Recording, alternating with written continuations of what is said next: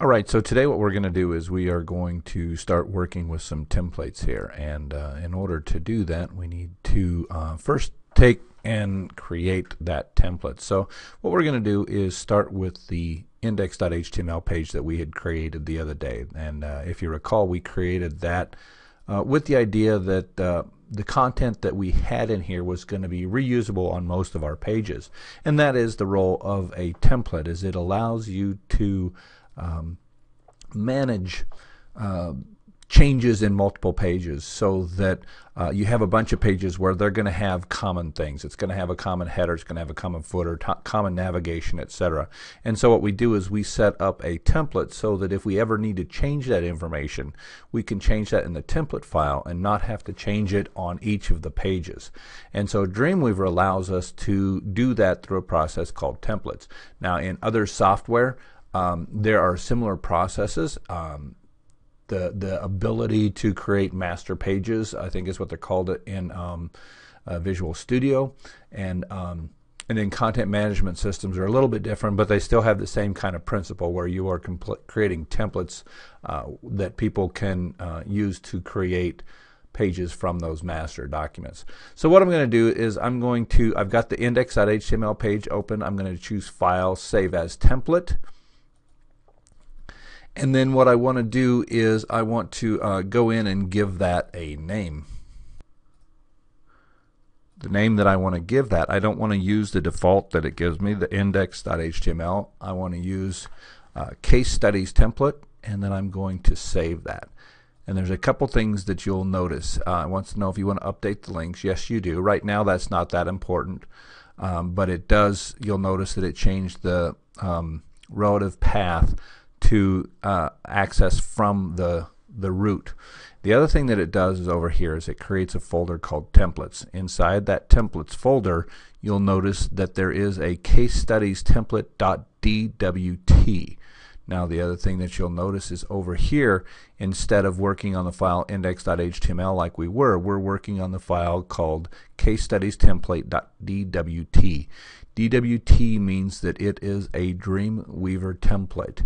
And that means that it's a template designed to allow you to create other pages from it. It is not an HTML document, which when we originally started this index.html document is what we started with, but now we are working with this case studies template.dwt, and the distinction between those is that the public will not ever look at your DWT file because it's not a content page, it's a template page.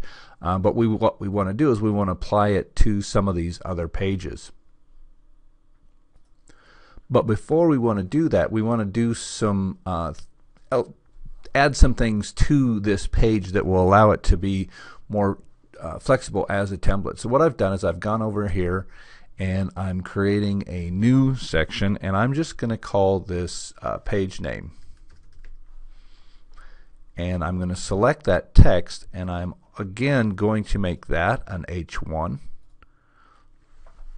So you'll see that we now have the page name in there, and when you look at the code, it is a H1. So what we want to do now that we have that is we want to apply that. We want to make that an editable region. An editable region is a section that you can change on the HTML documents that are made from that page. And I'll get into that a little bit more in a few minutes, but basically when you create a page from a template, there's only certain parts of that page that you can change within that HTML document. Those are called editable regions. Anything that's not in an editable region, you can only change by changing the DWT file. And what this does is it ensures that you are going to have consistent code from page to page. So what I'm going to do is I'm coming over to the Insert tab. This is one place to do it. So I could choose Insert Templates, Editable Region, and before I do that, I'll show you some other places that you could do that. You could come into this Insert tag, Template Objects, Editable Region, and again I have that page name, what I want to create and turn into an editable region selected. So I click Editable Region, And now what I need to do is I need to give that an editable region name. So I'm going to call that edit region page name.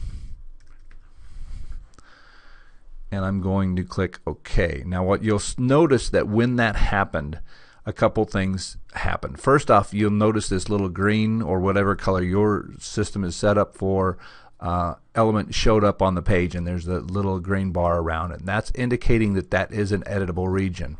Over in the code section, you'll notice that this code has been added, whereas before I just had the H1 with page name. Now it's got that template begin editable with the name of edit region page name, and then the closing template in editable region. So what that's saying is between those template editable regions, that is an editable region that you will be able to change on the different pages.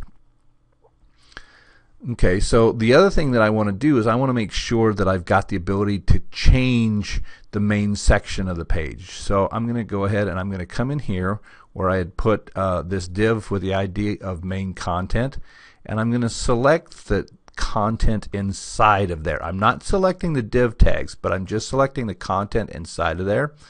And I'm going to do the same thing. I'm going to create an editable region there, and I'm just going to call that edit region main content. And I leave that edit region in there so that when you get to the point where you're really looking at code, that makes it easier to see what you're looking at. And again, you'll see that it adds the editable regions, and it sits between those div tags that I had set up. So what you notice is that after I make that editable region, everything, it doesn't include the opening and closing div tags for that div ID of main content that we had created, but inside of those tags it has created the editable regions. So what that will do is when we get to our HTML documents, that main content div will be fixed. It'll always be in there, but all the content inside of there will be changeable, and that'll make more sense in a couple of minutes when we start seeing it. For now, that's all I'm going to do for editable regions. And so what I want to do is I want to go ahead and save this. Now if you try to save this without having entered those editable regions, it would give you an error message that says this page contains no editable regions. Do you want to continue? And what that's saying is, why are you creating a template if there isn't any way, any mechanism to change the content on the pages that are created from that template? So I'm going to go ahead and close this. Again, that's the case study templates.dwt. I'm going to close that. And what I want to do now is I want to create a new page from that template. And so what I want to do is I want to come up here to the file, and I'm going to choose new, and this time instead of just doing a page, I'm going to do a page from a template. And you'll notice that it lines up, and it will give you a list of all the sites that you have set up, and depending upon which page or which site you're working on, it'll give you different kinds of templates. But I only have this one template set up for this site, and so I'm going to go ahead and choose that, and I'm going to create that document. Now you'll notice when I create that document, this looks exactly the same as the template, but there's some differences. If I come in here where the page name is, let's just for now show you that I could call that home page. But if I try to come up here to where it says the community garden or the logo or the navigation or the footer, you see that little circle with the line through it. That means I can't change those. The only things that I can change, because I'm working on an HTML document, the only thing I can change on this page is those items that are in the editable region. So I'm going to go ahead and save this, and I'm going to save it as the home page at the case studies roots. So that page already exists because we created it before, but I'm going to go into my exercises and then my case studies, and I'm going to call it index, and that's just going to save over that file that is not from the template. And so now that my home page for my case study site belongs to the template. And the way that you can tell is that right after this HTML tag, First, you'll see this instance begin template, and what that is that is a connection to that template, and it tells me exactly where that template is connected, so that every time that's updated, that template is updated, it'll update this page too.